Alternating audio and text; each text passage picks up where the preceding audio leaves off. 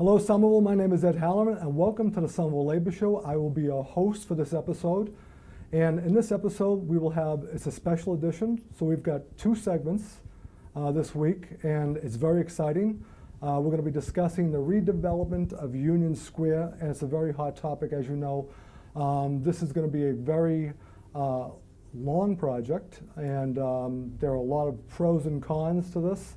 We've got three people that are going to be coming in, they're going to be discussing this with us. And we're very excited about this show because there are many people in the city of Somerville right now and Union Square that want to know exactly what is going on in Union Square. If you haven't been paying attention to it, we completely understand it because it can be very confusing if you live in the area. If you're biking, if you're walking, if you're rollerblading, and you're driving a car through Union Square, there are going to be some delays. But it is an exciting project. This project expects to be about $1 billion project. It's supposed to be approximately 1,000 jobs that it will generate. So I have many, many questions for our guests today. There's also going to be a community benefits agreement that we're going to be discussing as well. But before I introduce my three guests, as we always do, please watch this short video. It's produced by the Somerville Neighborhood News titled Neighborhood Council Hosts Community Benefits Agreement Summit. Okay, we'll be right back.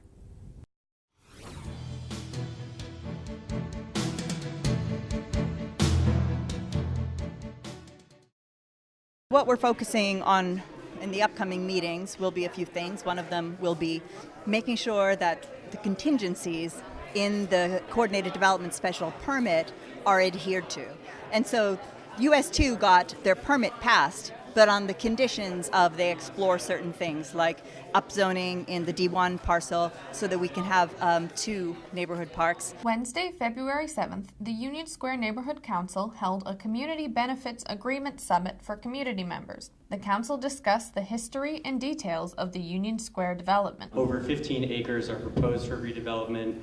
It's been called a $1 billion project, and that construction could start as early as this construction season as soon as the weather changes. So these are some very large changes, and they're coming quite soon. Though they've been in the works for quite a long time, but at no point was there a single point of contact for the Union Square community like a neighborhood council.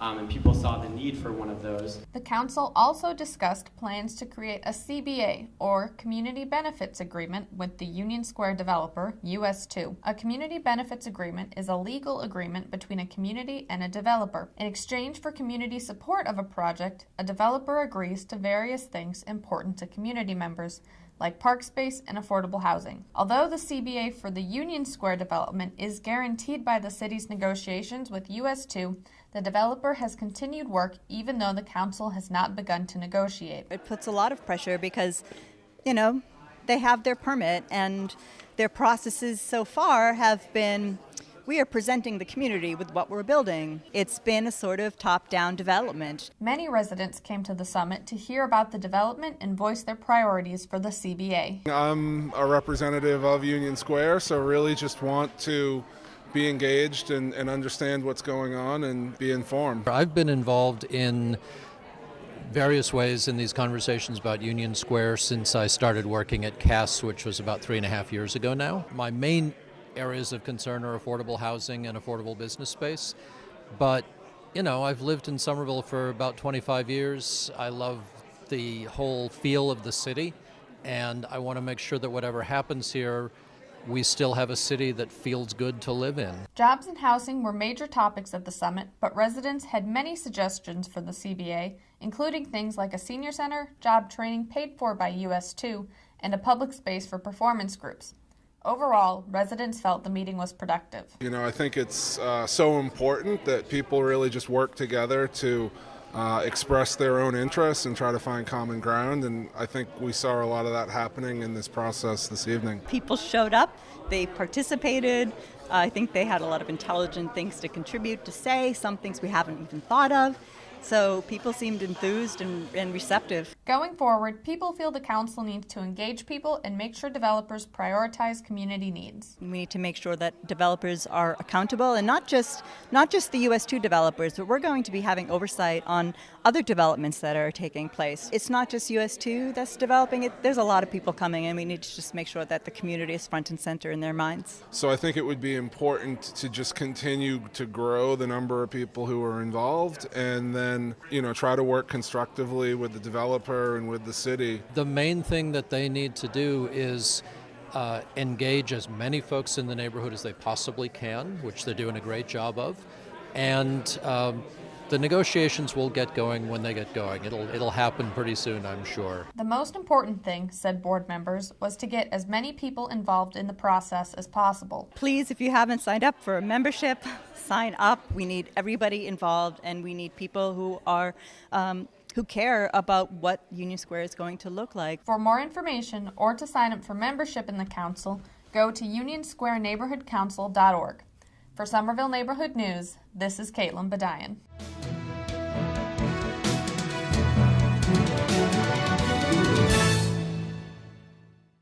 Hello, Somerville. We are back. I hope you enjoyed that video. I believe it was very exciting, very informative. It actually explains things to you that I didn't even know, and I'm glad that I was able to get it. I'd like to thank Penny Taylor for that video that she gave me. So here we are. We have Bill Cavellini. He is on the Neighborhood Council, Union Square Neighborhood Council, and on the negotiating team. Penny Taylor, who's also at Union United, and with the Neighborhood Council. And we also have Afruza Akthar as well, who is on with Union United and also on the Union United and with the Neighborhood Council. So what I'd like to do, Bill, I'd like to ask you first if you give us just a brief history of your role with Union United and the Neighborhood Council and how some of that may have evolved. I'm going to ask each of you that because I'm sure you all have kind of like different stories of the way it happened and what got you involved in it, Bill. About 2.5 years ago, I went to an open house that Union United had at JT's CrossFit. Alderman, Yeah, Alderman JT. he wasn't an alderman got then. It, got it. But yeah, and there was an open house. My wife and I went, and I had heard about the organizing of Union United before, and I had gone to a couple of meetings, and even early on with the planning that started 5 years ago, I wanted to be part of the locus process, which was looking at Union Square designs and stuff. But I signed up, and then I wasn't chosen by the mayor and his team. Okay. So I forgot about it for a while, and then this open house happened, and I went, and I really got turned on by the organizers and the people that were active in it. Okay. And I went to my first meeting in the basement of St. Joe's, and that was it. I was hooked. So you got drawn in. I got drawn in, and the fact that I live a block and a half from where the T station's going to be, that's going to impact me and my Right. family. Right. We live Right. on Oak Street. Yeah. Grandkids live upstairs, and two-family house, and we've seen people already disappear Right. because they couldn't afford to live on the street anymore. So I got involved. Yep. I started going to meetings, Okay. and I volunteered after 6 or 8 months. I volunteered to be on the steering committee of Union United, and then as the organizing progressed, Union United was pushing very hard for a community benefits agreement Right. with the developer, and they were resisting the whole idea. The city administration was resisting the whole idea, and we found ourselves having to find places where we could get the idea out to the public. Okay. So we went to city meetings. We picketed the offices of US2, the developer for. So you guys really created a machine here. Yeah. That's kind of what happened. We did.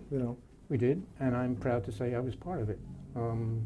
Excellent. And at some point during this organizing, it became clear that whatever group was going to negotiate the CBA with the developer was going to have to be broader.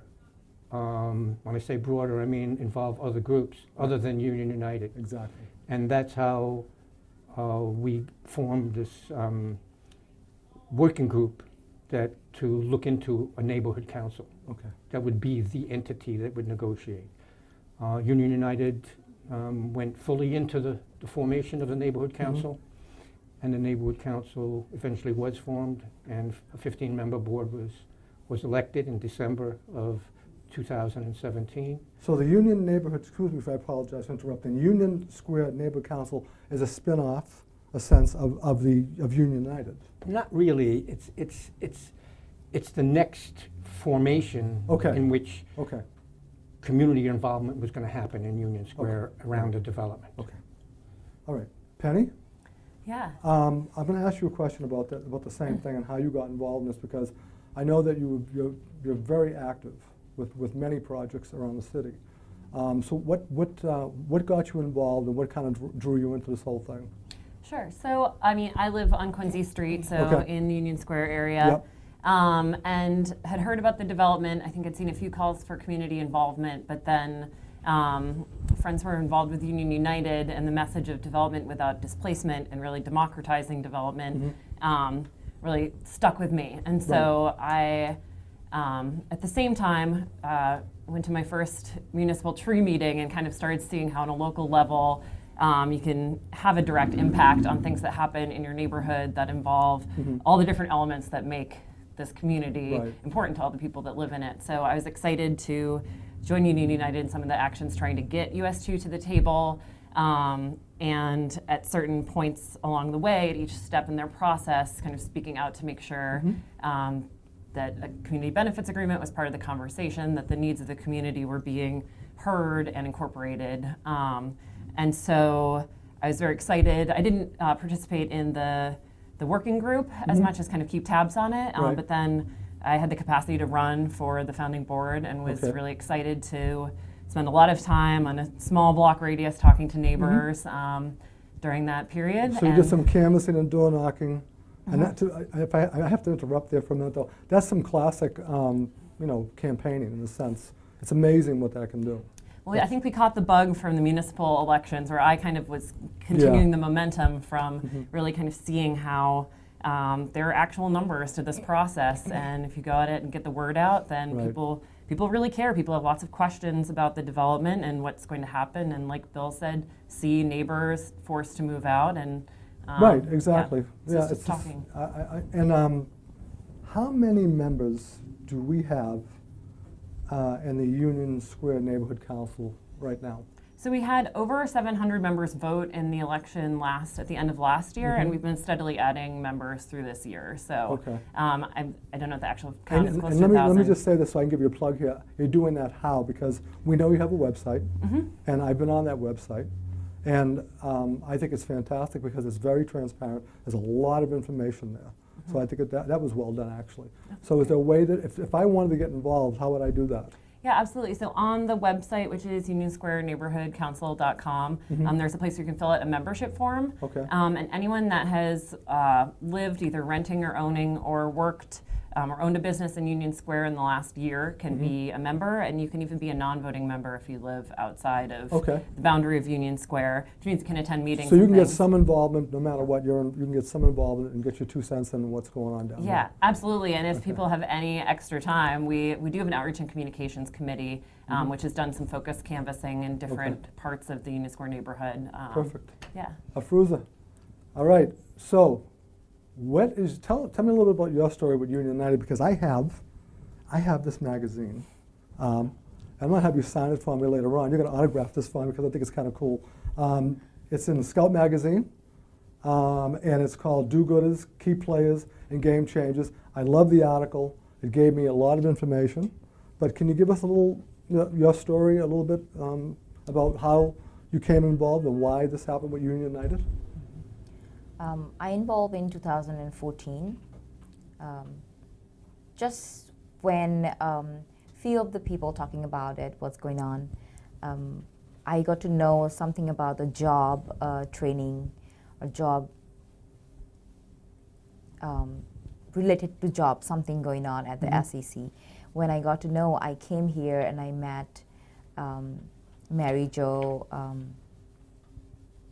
Karen, Shannon, some other people. Are these people from that started with Union Yeah, United, they they started the group Union United that began Right, it? Okay, yep. Ben Hardy. Okay, yeah, Van Hardy, oh yeah. So Michelle Majid. Yes, So they were, there is few more people. Lori Goldman, I think the last name, if I'm okay. not wrong. No, it's fine. So I was there.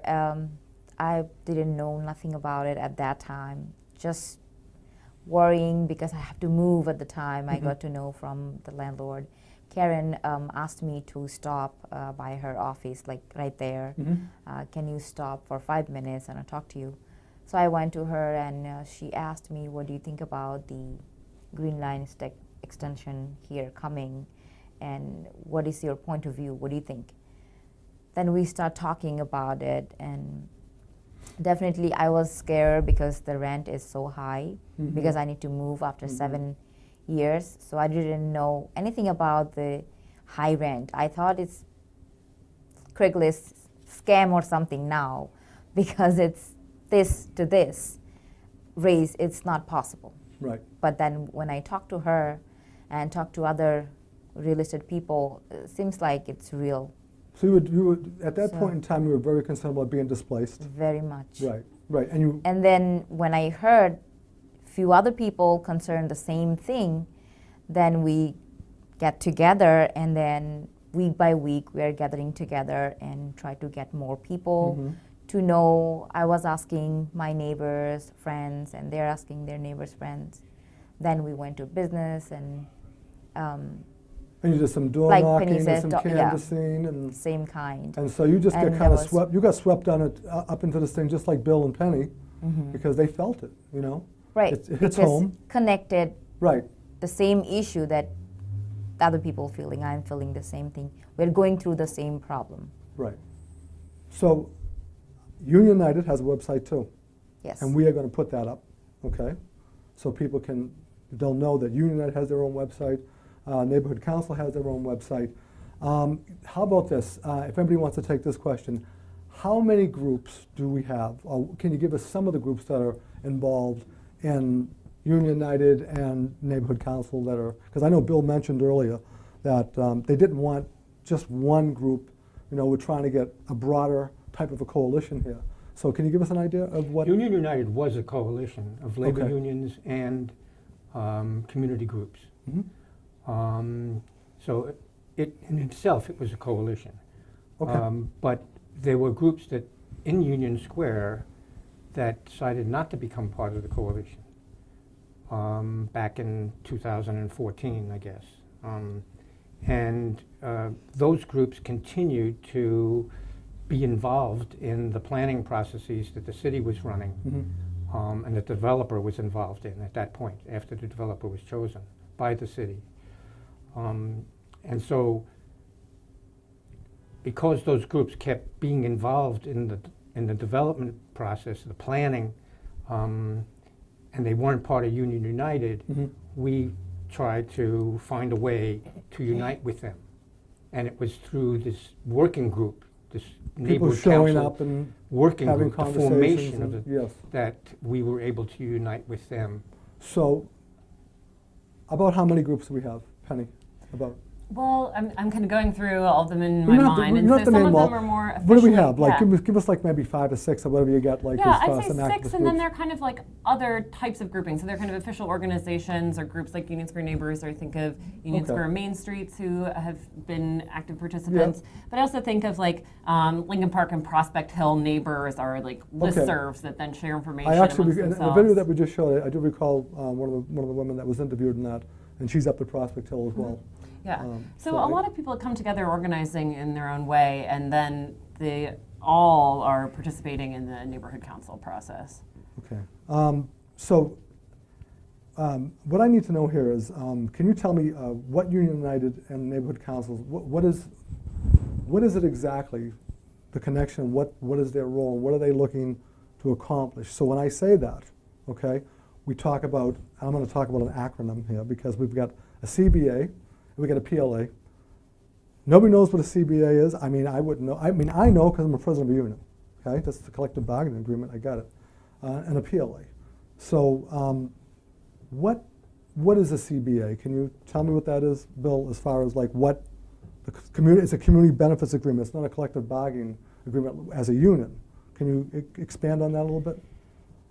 When any new transformational development, big development, this one is big. It's $1 million development over 20 years, 15 acres, 2.4 million square feet of life science, commercial space, and residential. Okay. So it's a big development. Any time at something like Assembly Square or Union Square comes along that's that big, there's always negative effects from it. And in most cases, it falls hardest on people who can at least afford to continue or survive through those negative effects. And most of the time, those negative effects have to do with price increases in rents or even in taxes for those low-income homeowners. Mostly, you know, in most cases, it's elderly that have paid off the mortgage, but fixed incomes. They're barely able to pay the taxes and the water and sewer and other bills that come with home ownership. So what Union United and Union Square Neighborhood Council is focusing on is what can we do to soften those negative effects that come from a luxury big development like the one that US2 has is planning. So our motto in Union United was development, yes, but development without displacement. And I like it. I've seen it on the website, actually. Yeah. So how do you accomplish that? And one way is to have some city zoning laws and regulations which, you know, maybe preserve affordable housing or build more affordable housing or require developers of housing, any kind of housing in the city, to have a certain portion of that housing that they're building be affordable to low and moderate income people. And this is like the inclusionary zoning. Which is called inclusionary zoning. Yes. That's one way. Right. And in fact, the city, not too long ago, increased that requirement, that percentage, from 12.5 to 20%, which is a good thing. Which is very good. Yep. And Getting there. It actually is one of the highest percentages in the state. Cambridge, maybe a year and a half after Somerville did, brought theirs up to 20%.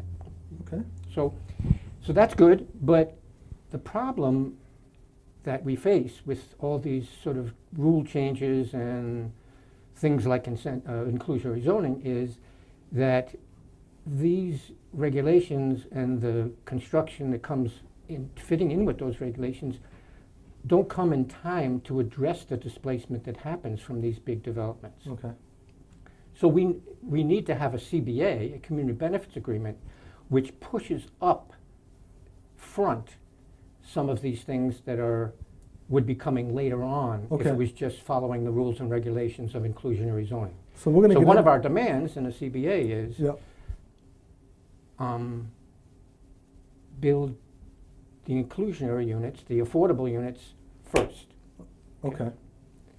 So that when the prices start going up, which they're already started.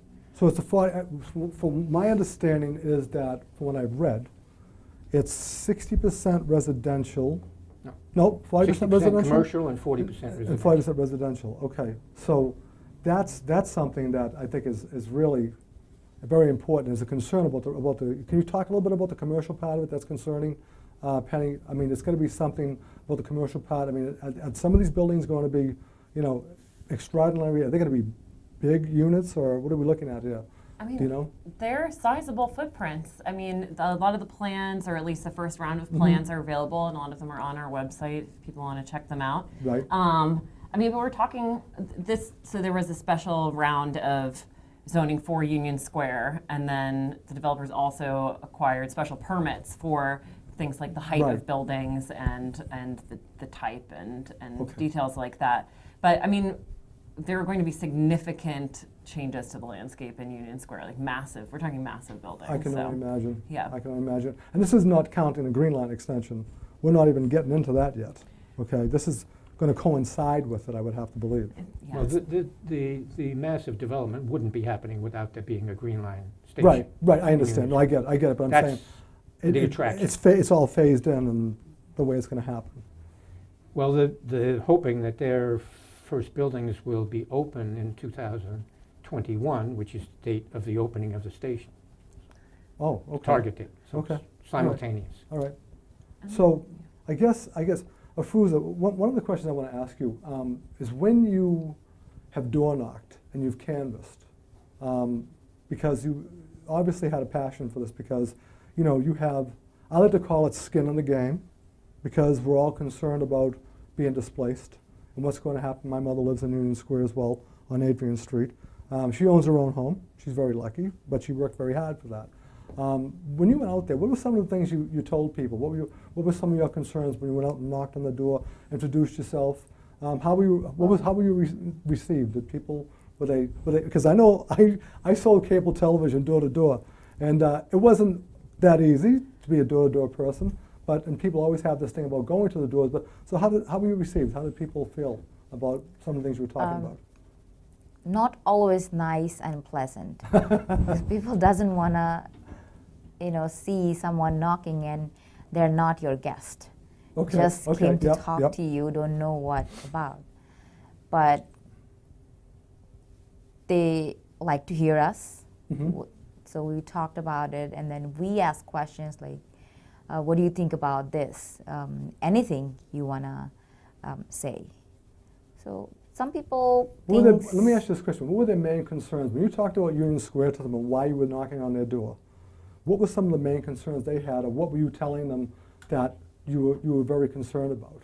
Like, was there one thing that you used frequently, you talked about frequently when you were there? Mostly people said they're scared of the rent, that they're not going to be here longer. Right. They need to find something somewhere else.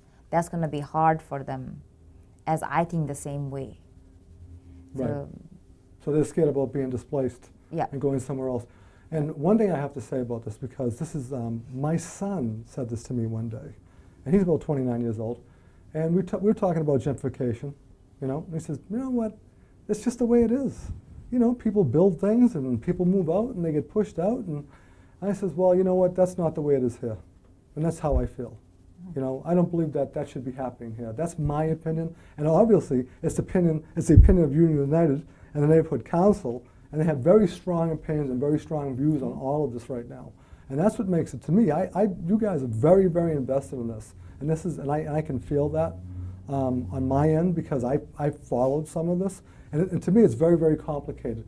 So believe it or not, with the video, we are at close to the end of the first segment here. We are going to continue into our next segment. But I want to thank the viewers for watching. And as I always say, in unity there's strength, peace. Please remember, we have another segment upcoming on our next show, and we're going to really get into it here. We might not get into the weeds, but we're going to get there. Okay? Thank you.